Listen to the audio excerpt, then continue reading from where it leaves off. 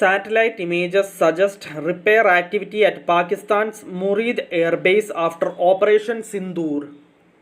In Pakistan's Murid Air Base, fresh satellite images indicate that repair activity may be underway at the facility. Indian Air Force targeted the airbase along with 10 other air bases across Pakistan during Operation Sindoor on May 10.